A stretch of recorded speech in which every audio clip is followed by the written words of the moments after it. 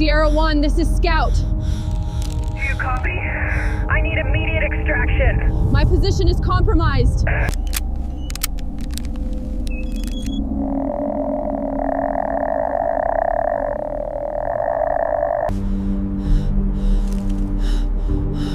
Sorry, boys. Sierra 1, do you have a visual on the ridge? Over. The radio static was the only warmth left in the world. Staff Sergeant Elizabeth Jones lay prone in the freezing mud, her breath hitching in her chest. Through the glass of her scope, the world was a wash of thermal grays and whites. Sierra 1, negative contact. We are moving to the LZ. Don't engage unless compromised. Negative, Vulture Leader, Jones whispered, the taste of copper sharp in her mouth. She wasn't talking to the radio anymore. She had cut the transmission switch 30 seconds ago. Through the optic, she saw the glimmer of the heat signature, Estrella manned portable air defense system, locked onto the approaching extraction helicopter. The SEAL team was inside that bird, the men who had left her here 3 hours ago. She adjusted the elevation turret. Her hands were numb, shaking not from fear, but from the hypovolemic shock setting in. If I take this shot, she murmured to the empty mountains, they'll know exactly where I am. The enemy patrol was 50 meters below her. The moment she fired, they would swarm her position. She looked at the reticle. It hovered over the jagged silhouette of the enemy gunner. Sorry, boys, she exhaled, her finger tightening on the trigger. No one gets to leave this mountain clean. Crack. The mountain did not care about the mission. It did not care about the high-value target shivering in the back of the formation, zip-tied and hooded. And it certainly didn't care about Staff Sergeant Elizabeth Liz Jones. Viper lead, this is Sierra 1. Movement, danger close. 200 meters, south-southeast. They're bracketing the LZ, Liz whispered, her voice barely carrying over the bone conduction mic. She was prone in the scree, the jagged rocks of the Karakoram digging into her ribs. Copy, Sierra 1. Collapse back to formation. We are RTB. Bird is 2 mics out, the voice of Lieutenant Commander Miller crackled in her ear. Liz shifted her weight, preparing to slide back from the ridge. That was when the mountain exploded. It wasn't a direct hit, but it was close enough. A mortar round impacted the shale shelf 5 meters to her right. The concussion wave felt like a physical shove from a giant hand, flipping her over. The world went white, then gray, then a screaming, high-pitched ringing silence. She gasped, trying to inhale, but the air was full of dust and pulverized rock. She tried to push herself up. Her arms worked, her torso worked. Her right leg didn't. She looked down. A jagged piece of slate, launched by the explosion, had sheared through the ripstop fabric of her trousers just above the knee. The blood was already pooling, dark and thick against the gray dust. It wasn't a clean cut. It was a mangle of muscle and bone. Sierra 1, report! Miller's voice cut through the ringing. Hit! Liz grunted, her hands fumbling for the cat tourniquet on her vest. I'm hit. Leg. Mobility 0. Can you self-extract? Liz tightened the windlass of the tourniquet, screaming silently through gritted teeth as the pressure cut into her thigh. The pain was blinding, a white-hot poker searing her nervous system. She looked at the slope, 50 meters of uphill scramble to the extraction point. Negative, she gasped. Negative on self-extract. Above her, the roar of the MH-60 Black Hawk filled the valley. The dust swirled violently. The enemy fire was intensifying, green tracers snapping through the air like angry hornets. The SEALs were moving the HVT toward the open ramp. Miller, the pilot's voice came over the net, frantic. We are taking heavy fire. Hydraulic pressure dropping. I can't hold this hover. Get on the bird now. Liz watched from her broken position. She saw Miller pause at the ramp. He looked down the slope. Through the dust, their eyes locked for a fraction of a second. Miller had the HVT. He had 6 men. He had a failing helicopter. And he had a sniper 50 meters away who couldn't walk. Code Black, Miller said. The words were heavy, final. We are lifting. Go. Go. Go. No, Liz whispered, though she knew the logic. She knew the doctrine. Mission first. The HVT possessed intelligence on a dirty bomb cell in Europe. One sniper didn't weigh against a city. The SEALs hauled the prisoner aboard. The minigunner on the door unleashed a stream of fire into the tree line, a desperate covering suppression. "Wait!" The word died in her throat. Miller stood on the ramp. He didn't look away. He stared right at where she lay bleeding. It wasn't malice on his face. It was a look of absolute, devastating ruin. He hit the switch for the ramp. The hydraulic whine of the closing door competed with the rotor wash. The bird lurched upward, swaying violently as rounds pinged off the fuselage. Liz watched the underbelly of the helicopter rise. The wash kicked grit into her open wound, stinging like acid. "Viper lid to Sierra 1. Miller's voice came one last time, breaking up. "I'm sorry, Liz. God help me. I'm sorry." Then the radio clicked off. Silence rushed back in, heavier than the noise. The helicopter became a speck against the gray sky, banking hard to the west, away from her. Liz Jones lay alone in the mud. The enemy fire stopped. They knew the bird was gone. Now the silence changed texture. It wasn't empty.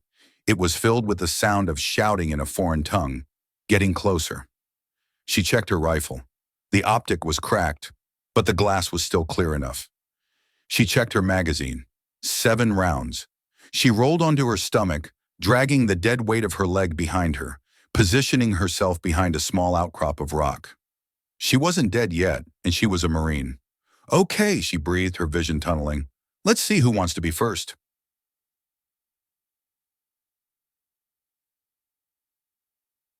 The golden hour. In trauma medicine, it was the 60-minute window where immediate intervention offered the highest probability of survival. For Staff Sergeant Elizabeth Jones, the clock had started the moment the mortar fragment severed her femoral artery. But there was no medevac coming. There was no trauma surgeon scrubbing in. There was only the freezing mud of the Karakoram and the fading heat of her own blood. Liz dragged herself backward inch by agonizing inch. Her right leg was a useless anchor, a dead thing attached to her body that caught on every jagged rock and frozen root. She didn't scream. The training had drilled that out of her years ago. Instead, she breathed in sharp, rhythmic hitches. In for 4, hold for 4, out for 4. The tourniquet was doing its job, but the pain was evolving. It shifted from the sharp, white-hot tear of the initial impact to a dull, crushing pressure that felt like her thigh was being ground between 2 millstones. She reached into her blowout kit, her fingers clumsy and numb, and found the morphine auto-injector. She jammed the needle through her wet trousers into her uninjured thigh. The click of the spring-loaded plunger was loud in the stillness. "Stay awake, Jones," she whispered. The sound of her own voice was alien, thin and trembling. "You sleep, you die." Below her position, the voices were getting louder. Pashto, rough shouting commands. The enemy patrol was sweeping the ridge, looking for leftovers. They wanted trophies. They wanted the gear the Americans had left behind. They wanted her. She scanned the terrain. 10 meters away, a shelf of slate jutted out over a shallow depression, partially obscured by scrub brush and drifting snow. It wasn't a bunker, but it was a hole. And right now, a hole was a luxury. She began the crawl. It was a slow, humiliating shuffle. Her elbows dug into the scree, pulling her weight while her good leg pushed. A trail of disturbed snow and smeared blood followed her. She paused, reaching back to sweep dirt over the red stains, breaking up the visual signature. It wasn't perfect, but in the failing light, it might be enough. As she rolled into the depression under the slate shelf, the morphine hit. The edges of her vision softened. The biting cold lost its edge, replaced by a deceptive, warm blanket. No, not yet. She forced her eyes open. She pulled her M67 fragmentation grenade from her vest. This was the soldier's final insurance policy. The standard procedure for a compromised sniper-facing capture was grim but pragmatic. You didn't let them take you. She looked at the pin. Her thumb hovered over the ring. The voices were close now, maybe 30 meters. She could hear the distinct metallic clatter of an AK-47 sling hitting a belt buckle. "Do it," a dark voice in her head whispered. "Pull the pin. Hold it tight. Let them find you, and then let go. It's quick." Liz looked at the grenade, then at the ridgeline where the helicopter had disappeared. Anger, cold and hard, pierced through the morphine haze. If she died now, she was just a casualty, a statistic, a mistake Miller would drink away in a bar in Virginia Beach 5 years from now. "Screw that," she hissed. She didn't pull the pin to hold it. Instead, she wedged the grenade into a crevice of the slate rock above her head, rigging a crude tripwire with a length of 550 cord from her survival kit, stringing it across the narrow approach to her hide. She straightened the pin, making it easy to pull, and connected the line. If they found her, they would have to step through that gap. If they stepped through that gap, she wouldn't die alone. She pulled her ghillie hood over her head and pressed her face into the dirt. She slowed her breathing. The cold was seeping into her core now, stiffening her limbs. Crunch, crunch, crunch. Boots. Liz stopped breathing entirely. Through the mesh of her hood, she saw movement. A pair of worn combat boots stopped 3 feet from her face. She could smell the unwashed body odor of the fighter, the scent of stale tobacco and gun oil. The fighter said something to his comrade, gesturing with his rifle toward the valley floor. He kicked a rock. The stone tumbled down the slope, clattering loudly. Liz's hand moved millimeters toward her pistol. The safety was off. If he looked down, if he saw the unnatural shape of the brush, she would put a round through his knee and let the grenade handle the rest. The fighter paused. He seemed to be listening. For a heartbeat, the war hung in the balance of his attention span. Then a shout from down the ridge distracted him.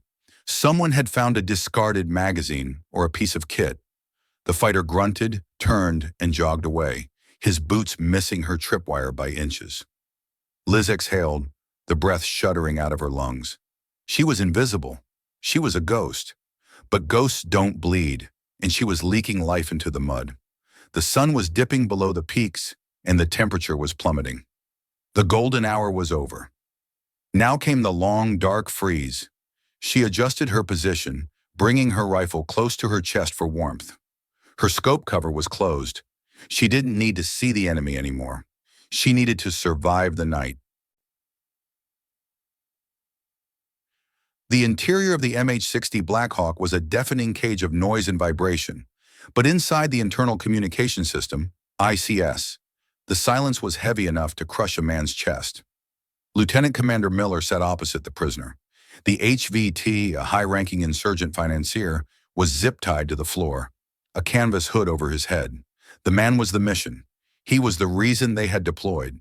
He was the reason Staff Sergeant Jones was currently bleeding out on a mountain peak 5 miles behind them. Miller stared at the empty space on the bench where Jones should have been. Her rucksack was still there, wedged under the seat. It looked like a tombstone. "We had cover," a voice cracked over the ICS. It was Petty Officer Tex Holloway, the youngest member of the squad. He was wiping grease from his MK-48 machine gun, but his eyes were fixed on Miller. "We had 15 seconds, boss. We could have dragged her." "Cut the chatter, Tex," Miller said, his voice flat. He didn't look up from his wrist display. "She was alive," Tex pressed, his voice rising an octave, breaking the cool detachment required of a Tier 1 operator. "I saw her hand moving. She was applying her own tourniquet. We left a breathing operator in the dirt. We left a mobility kill casualty in a hot LZ with a strategic asset on board," Miller snapped, looking up. His eyes were bloodshot, rimmed with the grime of the raid. "You want to do the math? The bird was taking effective fire. We had hydraulic warnings.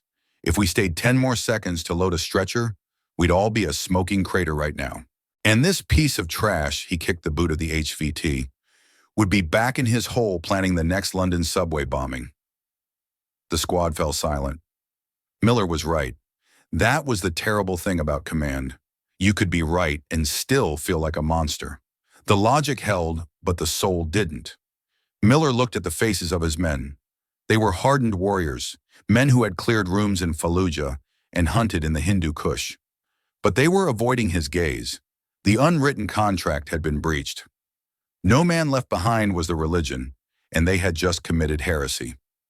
"Vulture lead to Viper," the pilot's voice cut in, tense and urgent. "We have a problem." Miller keyed his mic. "Go ahead, Vulture." "SATCOM just pushed an update. Our primary route to the FARP is compromised. We've got SIGINT lighting up like a Christmas tree in the Northern Valley. Radar-guided AA. ZSU-23-4 Shilkus. If we fly that corridor, we're dead. Miller swore silently. What's the alternate? There isn't one to the east. Weather has moved in. Zero visibility. We can't clear the peaks, the pilot explained. The only clean air is back the way we came. We have to loop south, cut through the secondary valley, and flank the mountain range. The cabin went still. To loop south meant flying back. It meant passing within 2 clicks of the ridge where they had abandoned Jones. Fuel status? Miller asked. We're nearing bingo, the pilot replied. We don't have the legs to loiter. We have to punch through that southern sector fast if we want to make the tanker. Miller closed his eyes for a second. The universe had a sick sense of humor. They were running away from their guilt, only to be forced back toward it. Do it, Miller ordered. Bank hard. Take us back around. Copy, the pilot responded. The helicopter banked violently to the left, the G-force pressing them into their seats. Tex looked at Miller, his expression unreadable behind his ballistic eyewear. We're going back? We are transiting the airspace, Miller corrected, his voice hard as granite. We are not landing. We are not searching. We are surviving. Is that clear? Crystal, Tex muttered, turning back to his weapon. He racked the charging handle, the sound sharp and aggressive. Miller looked out the gunner's window. The world below was a jagged landscape of ice and shadow. Somewhere down there, Jones was either dead or wishing she was. He checked the time. 30 minutes since wheels up. If she hadn't bled out, the hypothermia was setting in. Forgive me, Liz, he thought, gripping his rifle until his knuckles turned white. I'm doing this for the team. But as the Black Hawk leveled out and began its run back toward the kill zone, Miller felt a pit in his stomach that had nothing to do with the flight path. They were flying blind into a sector that had already chewed them up once. And this time, they didn't have their eyes, their scout sniper, watching over them. Viper, we are 5 mics from the turn, the pilot announced. Eyes open. If there was a spotter on that ridge, they know we're coming back. Miller stared into the darkness. He didn't know it yet, but the threat wasn't just the enemy. The threat was the assumption that the battlefield was empty. The cold was no longer painful. It had become a sedated heavy weight, like a lead apron laid across her chest. Liz floated in the space between wakefulness and the final dark. In the periphery of her vision, shadows danced, phantom figures standing over her. She saw her father standing by the kitchen table in Ohio. She saw her spotter, Corporal Davis, who had rotated home 3 months ago. Check your sectors, Liz, the Phantom Davis whispered. Liz blinked. The ice on her eyelashes crunched. The kitchen vanished. The Phantom Davis dissolved into a jagged rock formation. She was back in the hell of the Karakoram. She shivered violently, a convulsion that racked her entire body and sent a fresh spike of agony through her mangled leg. The pain was good. The pain was an anchor. It meant the nerves were still firing. She pushed herself up on her elbows. The moon was obscured by heavy cloud cover, plunging the valley into an abyssal darkness. To the naked eye, the world was pitch black. But Liz wasn't using naked eyes. She fumbled for the AN Pass 13 thermal monocular hanging around her neck. Her fingers were stiff, feeling like sausages wrapped in tape, but muscle memory took over. She brought the optic to her right eye and pressed the power button. A soft electronic hum vibrated against her cheekbone. The screen flickered to life, painting the world in shades of gray and white-hot intensity. She scanned the ridge immediately around her. Nothing. The patrol that had nearly stepped on her was gone, likely descended to warmer altitudes. She panned down, sweeping the valley floor some 600 meters below. The landscape was a blur of cold, dark grays, rocks, snow, frozen streams. Then she saw the heat. It wasn't the soft, diffuse heat of an animal. It was the sharp geometric signature of combustion engines. 3 vehicles. They were moving slowly, running blackout drive, navigating the treacherous terrain of the valley floor. Liz squinted, adjusting the focus. The thermal image sharpened. They weren't just transport trucks. The lead vehicle was a flatbed technical, and mounted on the back was a distinct, terrifying shape. A ZU-23-2 twin-barreled autocannon. "What are you doing?" she whispered, her breath misting against the rubber eye cup. The convoy stopped at a choke point, a narrow bend in the valley where the canyon walls rose steeply on both sides. It was a perfect ambush site. Men spilled out of the trucks, glowing like white ghosts on her screen. They began stripping camouflage netting off the guns and positioning shoulder-fired man-pads, man-portable air defense systems, on the surrounding scree slopes. Liz lowered the monocular, her mind racing through the fog of shock. Why set up a heavy anti-aircraft ambush here? The valley was a secondary route. The primary extraction corridors were miles to the north. No pilot would fly through this ravine unless they had to. The realization hit her harder than the mortar round had. The northern corridor was blocked. She knew the threats up there. She had briefed the intel herself before the mission. If the SEALs had taken fire at the LZ, and if the weather had closed in to the east, there was only one way back to the carrier group. They were coming back. Miller was flying the team right down the throat of this valley. "You idiots," she breathed, a strange mix of fury and terror gripping her chest. "You're flying into a wall of lead." The anger that had sustained her during the crawl, the resentment at being left behind, evaporated. It was replaced by the cold, mechanical clarity of the sniper. She wasn't Elizabeth Jones, the abandoned casualty, anymore.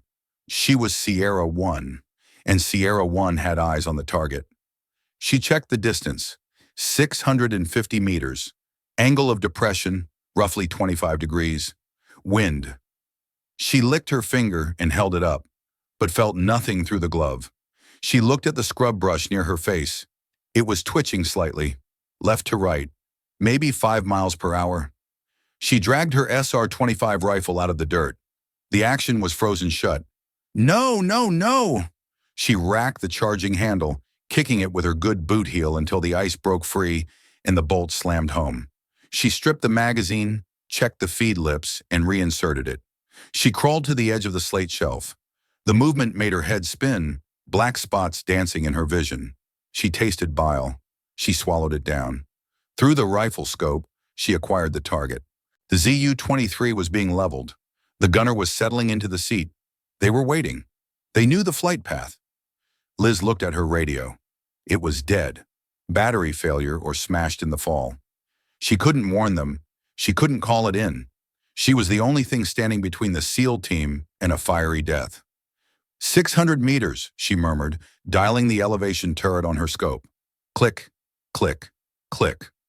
The sound was satisfyingly precise in the chaotic night. She settled the crosshairs on the gunner of the ZU-23. He was just a glowing shape, a silhouette of heat. He was a man with a family, probably, a man who thought he was fighting for his home. But tonight, he was just an obstacle. Liz slowed her breathing. The cold seeped into her bones, but her hands were steady. She was a ghost on the mountain, a dead woman watching the living prepare to die. "Come on, Miller," she whispered into the darkness. "Don't be late." The mathematics of a long-range kill were complex enough in a controlled environment. Wind speed, air density, bullet weight, Coriolis effect, spin drift. Now add a severed femoral artery, stage 3 hypothermia, and a 25-degree depression angle to the equation. Liz stared through the scope, her breath coming in ragged, shallow gasps. The reticle danced across the target area, refusing to settle. Her body was betraying her. The shivering was no longer a rhythmic convulsion. It was a violent, uncontrollable vibrating that shook the heavy barrel of the SR-25 like a twig in a gale. "Stop it," she commanded her own limbs. "Just stop." She dug the bipod legs deeper into the frozen shale, trying to load the weapon with her body weight to stabilize it. It didn't help. The crosshairs jumped wildly around the glowing thermal silhouette of the ZU-23 gunner. She needed data. She reached for her Kestrel weather meter attached to her vest, but her fingers were too numb to manipulate the small buttons. She dropped it. It clattered against the rock, sliding just out of reach. "Fine," she hissed. "We do it the old way." She closed her eyes for a second, visualizing the dope, data on previous engagement, card taped to her rifle stock. Range 650 meters. Temperature from 15 degrees Celsius. Altitude 12,000 feet. The cold air was dense, creating more drag on the 175-grain projectile. The bullet would hit low. She needed to add elevation. Angle. Shooting downhill meant gravity had less effect on the trajectory's arc. The bullet would hit high. She needed to subtract elevation. The conflicting variables swirled in her mind, fighting through the fog of morphine and blood loss. Add 2 clicks for temp, subtract 3 for angle. Wind is left to right, maybe full value. She dialed the turret. Click, click, click. It was a guess, an educated guess. Born of 10,000 rounds fired on ranges from Quantico to Helmand. But a guess nonetheless. Then she heard it. At first it was just a vibration in the ground, a subtle trembling of the loose stones near her face. Then the sound grew, a low, rhythmic thumping that reverberated off the canyon walls. Thwup, thwup, thwup, thwup. The sound of an MH-60 Black Hawk. It was the sound of salvation for most soldiers, but tonight it sounded like a funeral dirge. Liz looked up from the scope. The valley to the north was still dark, but she could see the faint disturbance in the air, the way the sound waves seemed to push the silence aside. They were close, maybe 2 minutes out.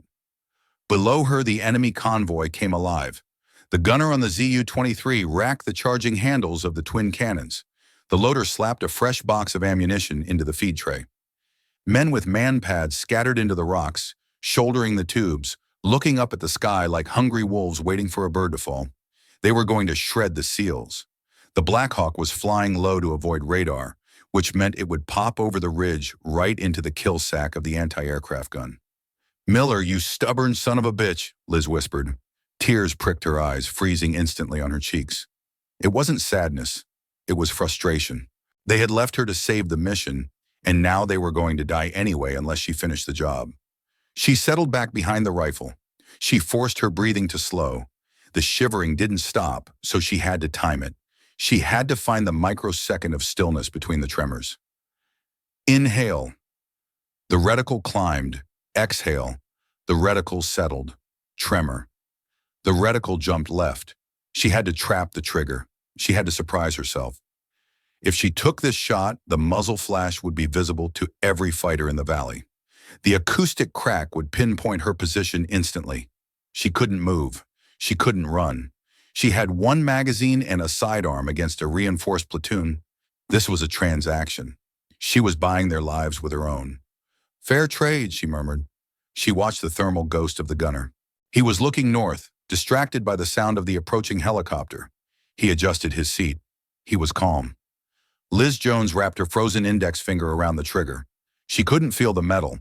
She just applied pressure, trusting the mechanics of the weapon.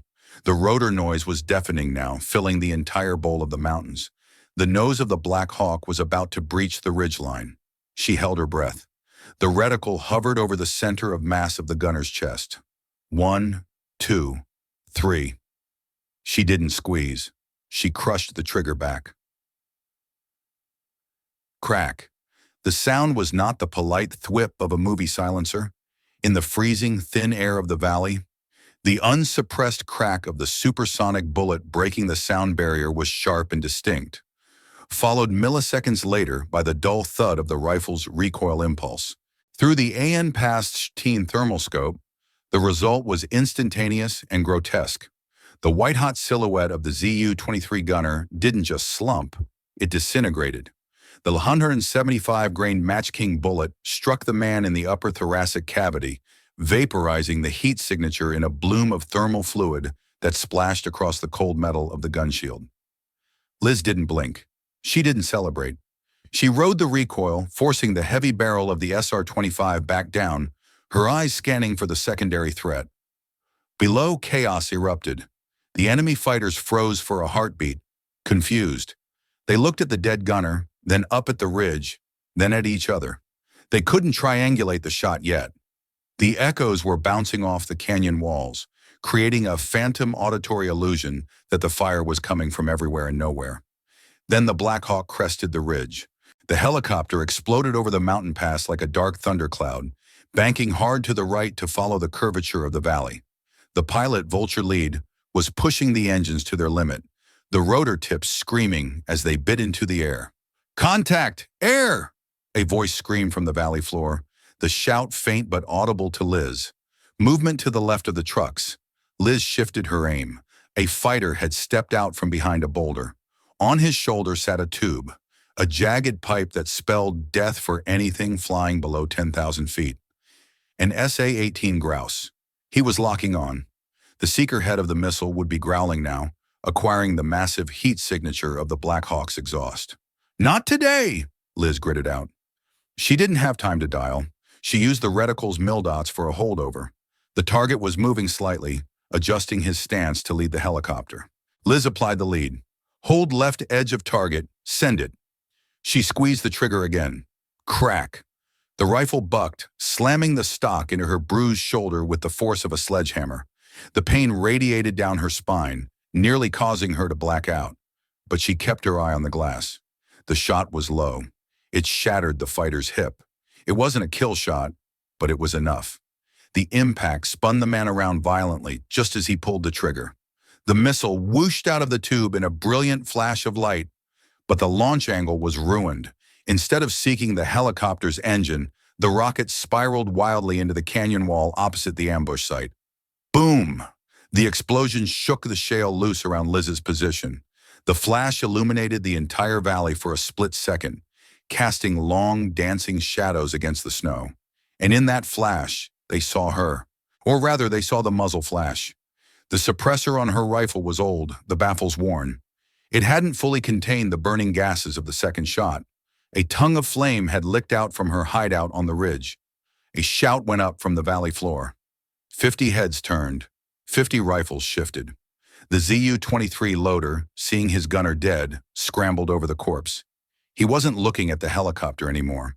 He was looking right at the ridge, right at the specific rock formation where Liz lay broken and bleeding. She had done it. She had peeled their eyes off the prize. Liz cycled the bolt, checking the chamber. She had 5 rounds left in the magazine. She could see the ZU-23 barrels swinging around, the twin muzzles elevating, searching for her range. "Come and get it," she whispered, her voice devoid of fear, replaced by a strange, icy acceptance. The Black Hawk was roaring directly overhead now, so low the downdraft whipped the snow around her hide into a blizzard. They were passing the kill zone. They were safe. The ambush had been sprung prematurely, its teeth knocked out by a ghost on the hill. Liz watched the underbelly of the helicopter pass. She wondered if Miller was looking out the window. She wondered if he saw the rocket hit the wall. She wondered if he knew the cost of his safe passage was the life of the soldier he left behind. The first rounds from the enemy AK-47s began to impact the cliff face below her. Snap, snap, zing. Rock splinters sprayed her face. She didn't retreat. She didn't crawl deeper into her hole. She adjusted her aim back to the ZU-23. If that cannon started firing, it could still shred the tail rotor of the departing bird. She had to keep them angry. She had to keep them focused on her. "I'm here," she screamed, the sound lost in the roar of battle, but the sentiment screaming through her actions. "Look at me. Don't look at them." She fired her third round. Inside the MH-60 Black Hawk, the world was a centrifuge of noise and terror. The explosion of the rogue missile against the canyon wall sent a shock wave that slammed into the fuselage, causing the airframe to shudder violently. "Missile launch, 3 o'clock, breaking left." Vulture leads screamed over the ICS. The helicopter banked aggressively, the G-force pinning the seals against the bulkhead. The door gunners swung their M134 miniguns outboard, the electric motors whining as the barrels spun up to firing speed. Automatic countermeasure dispensers kicked out a stream of magnesium flares, creating a blinding cascade of false heat signatures behind the aircraft to distract any follow-up heat seekers. "I see the flash! Ridgeline! High angle!" the starboard door gunner yelled, his voice distorted by the vibration. He had spotted the muzzle flash from the slate shelf, the tongue of flame that had betrayed Liz Jones. "Engaging!" The gunner's thumbs hovered over the butterflies of the spade grips. In less than a second, he would unleash 3,000 rounds a minute into the exact coordinates of the flash. At that range, the 7.62mm wall of lead would turn the rock shelf, and anyone on it, into dust. "Wait!" The shout didn't come from Miller. It came from Tex. The young operator had thrown himself toward the open door, scanning the ground through his own magnified optic. "Hold fire!" "Check fire right," Tex roared, grabbing the gunner's shoulder harness and yanking him back. "Get off me!" the gunner shouted, adrenaline spiking. "That's a shooter. Look at the target area." Tex pointed down into the valley floor, ignoring the chaos. "Look at the ZU-23. Miller unbuckled and leaned over the gunner's shoulder. Below them, the ambush site was illuminated by the dying light of the flares. He saw the technical truck, he saw the anti-aircraft gun, and he saw the gunner slumped over the receiver, dead. He saw the chaos in the enemy ranks, not directed at the sky, but directed up at the ridge. "They aren't shooting at us," Tex said, his voice dropping to a horrified whisper that cut through the static. "They're shooting at the ridge." Another flash from the slate shelf. Single, deliberate, crack. Down in the valley, another insurgent dropped. The cadence was unmistakable. It wasn't the erratic spray of an AK-47 or the rhythmic thump of a heavy machine gun. It was the precise, metronomic timing of a semi-automatic sniper system. Shot, pause, acquire, shot.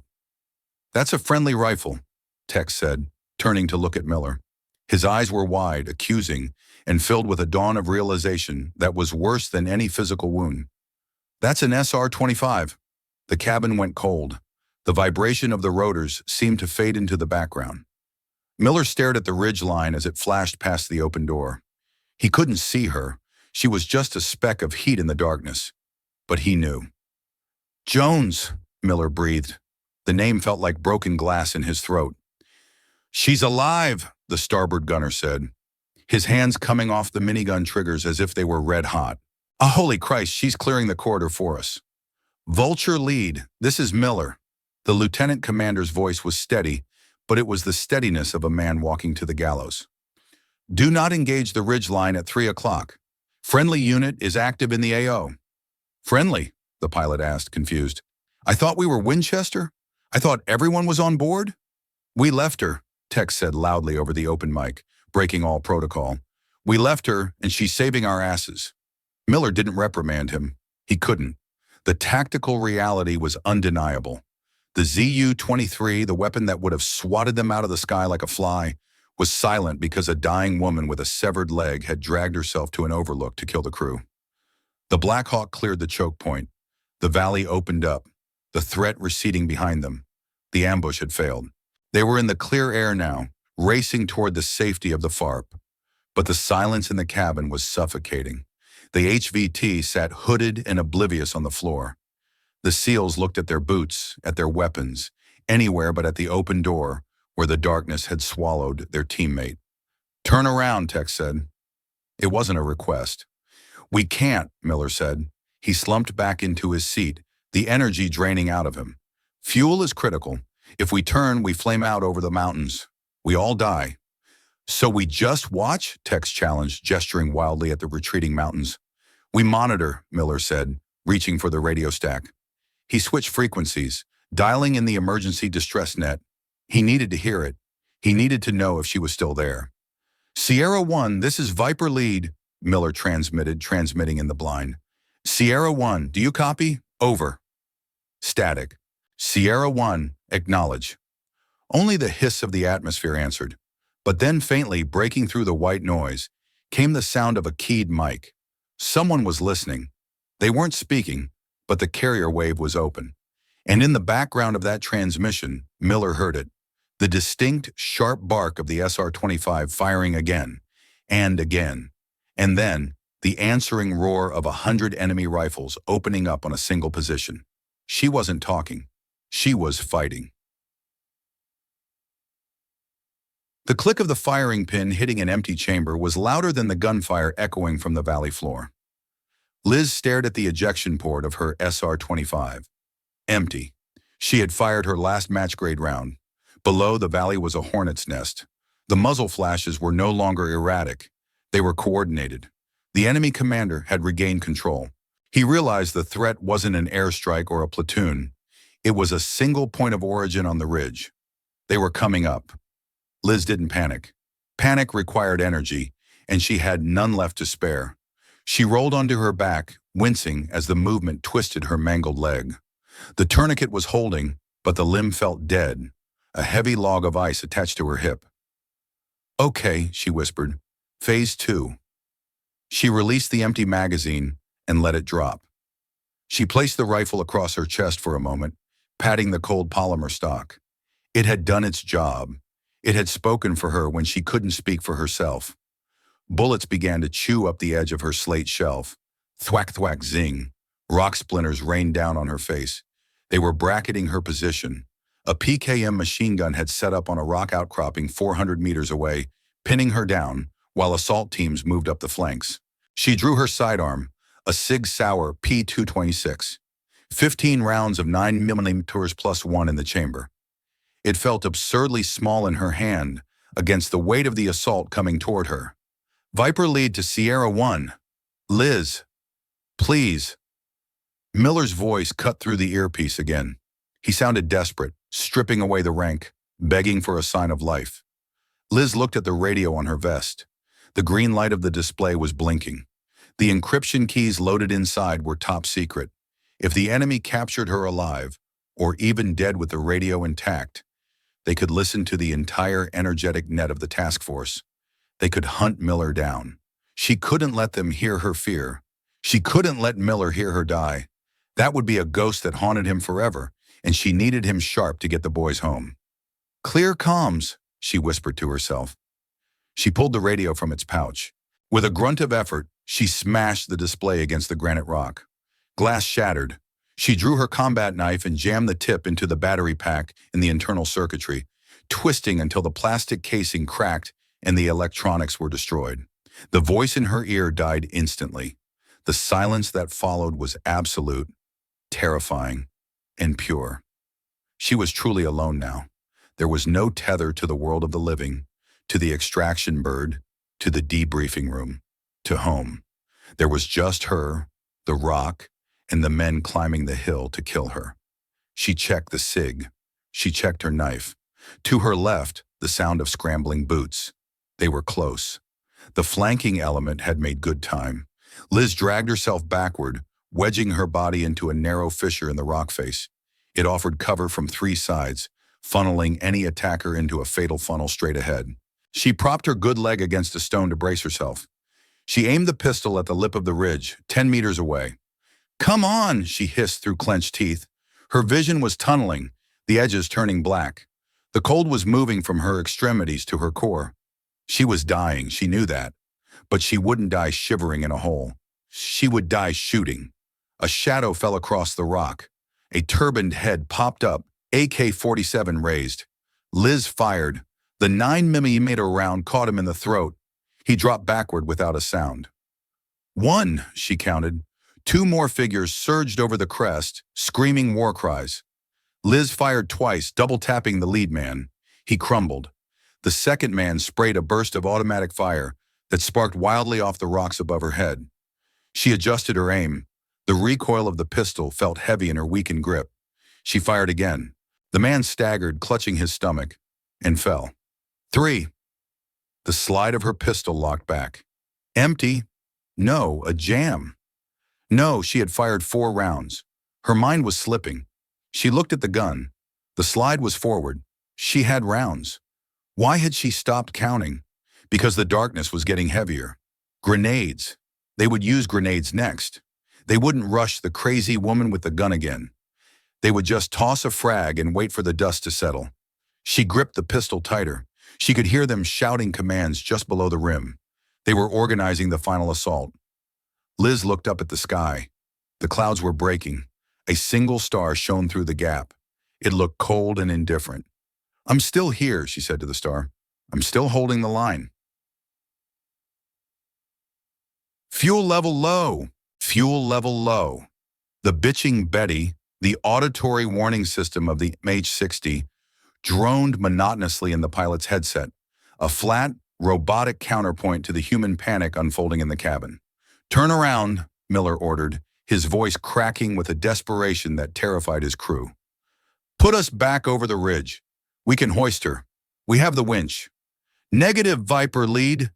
The pilot's voice was strained, fighting the stick as he pushed the helicopter through the turbulent air of the mountain pass. Check your gauge, sir.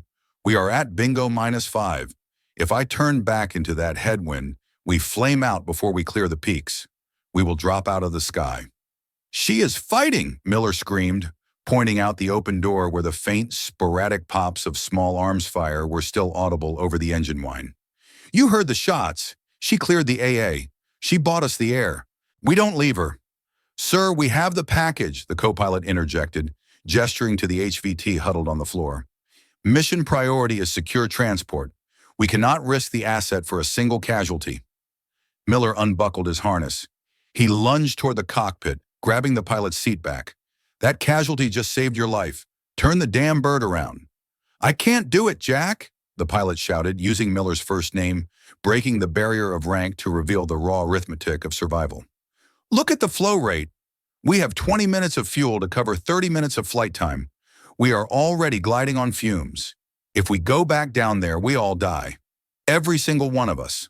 Miller froze. He looked at the fuel display. The amber bars were gone. The red warning light was solid. The physics of the situation were unyielding. War didn't care about heroism. It only cared about logistics. He slumped back, the fight draining out of him like the fuel from the tanks. He looked at Tex. The young SEAL was staring out the door, tears streaming freely down his dust-caked face, unashamed. Miller grabbed the handset for the multi-band radio.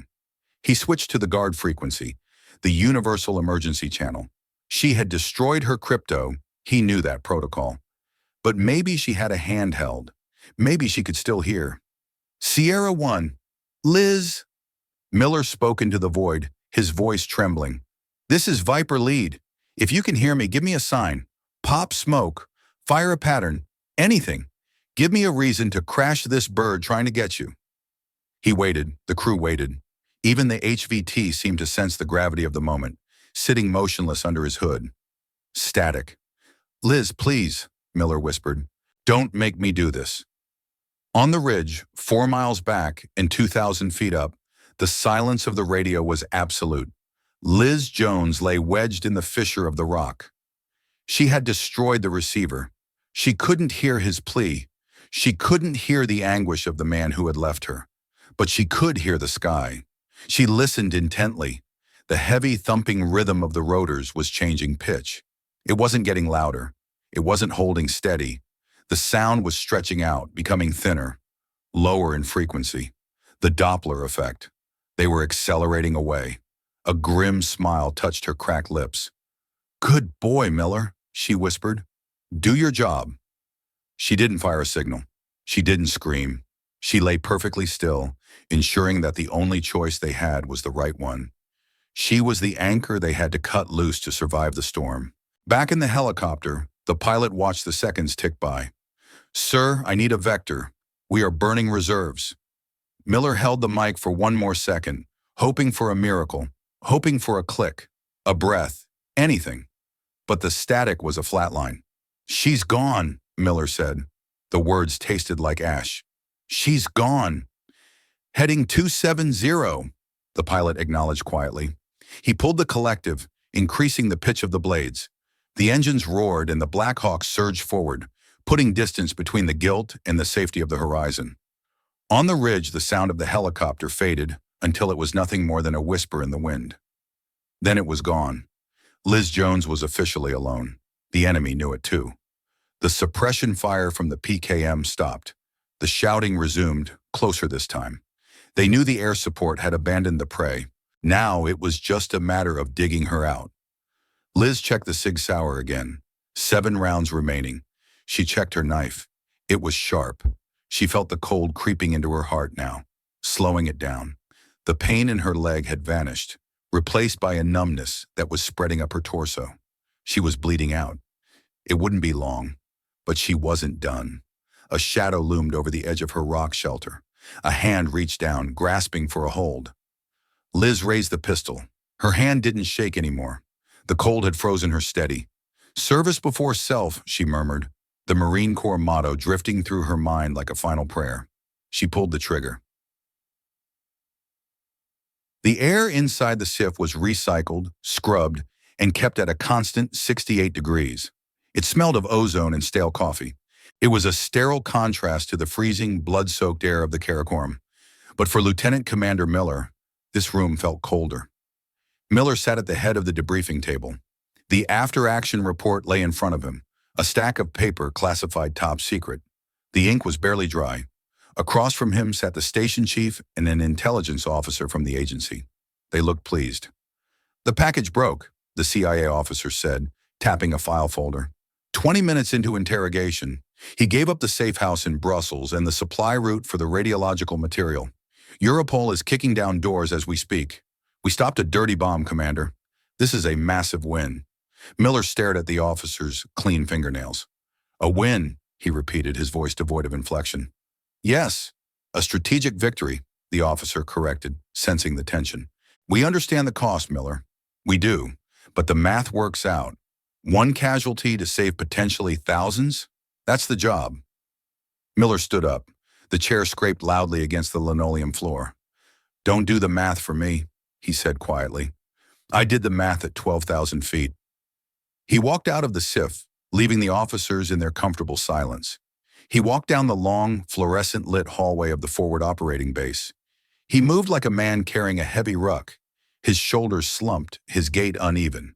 He pushed open the door to the team room. The platoon was there. They were out of their gear, dressed in PT shorts and T-shirts, cleaning their weapons. Usually this room was loud, music playing, insults flying, the adrenaline of the mission bleeding off in laughter. Today it was a tomb. Tex sat on his bunk, scrubbing the bolt carrier of his machine gun.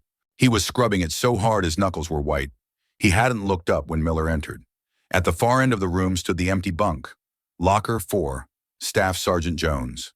The door was open. Inside, her gear was arranged with the obsessive precision of a scout sniper. A spare uniform folded perfectly. A copy of Meditations by Marcus Aurelius. A framed photo of a golden retriever, not a boyfriend or a husband. She had always said the dog was the only one loyal enough to wait for her. Miller walked over to the locker. He reached out and touched the fabric of the uniform. It was clean. It smelled of detergent, not cordite. "The drone feed came back," Tex said. He stopped scrubbing. He didn't turn around. Miller froze. "And they bombed the ridge," Tex said, his voice trembling. "Two F-16s dropped JDAMs on the coordinates 20 minutes after we cleared the airspace, sanitized the area, to prevent technology compromise." Miller closed his eyes. They hadn't just left her. They had erased her. There would be no body to bring home. There would be no flag-draped coffin at Dover Air Force Base. Just a report stating she was missing in action, presumed killed in action, body unrecoverable. "She cleared the valley, boss," Tex said, finally looking up. His eyes were red, rimmed with exhaustion and fury. "We heard the shots on the recording. She killed the ZU-23 crew. She took the focus off the bird. She waited until we were gone before she—" Tex couldn't finish the sentence. "Before she died." Miller looked at the locker. He saw the void where a person used to be. He realized then that the silence of the room wasn't empty. It was filled with the noise of the shot they didn't take, the rescue they didn't attempt. "She knew," Miller said softly. "She knew the fuel status. She knew the mission profile. She didn't answer the radio because she didn't want us to come back." "Does that make it right?" Tex asked. "No," Miller replied, closing the locker door. The metallic clang echoed like a gunshot. "It just makes it war." 3 months later, a new star was carved into the marble wall of the CIA headquarters in Langley. It was a simple, anonymous star, representing an officer who died in a classified operation. There was no name, no date, no location. Tourists would walk past it and wonder who it was. They would guess it was a spy in Moscow or an operative in Tehran. They would never know it was a woman with a shattered leg, lying alone on a frozen peak in the Himalayas, holding a pistol against a battalion so her brothers could fly home. Miller stood in front of the wall, his dress blues pressed, the medals on his chest heavy and meaningless. He reached out and traced the points of the fresh star. The stone was cold. "Thank you, Sierra One," he whispered to the silence. He turned and walked away, back to the fight, leaving the hero to rest in the quiet she had bought for them all.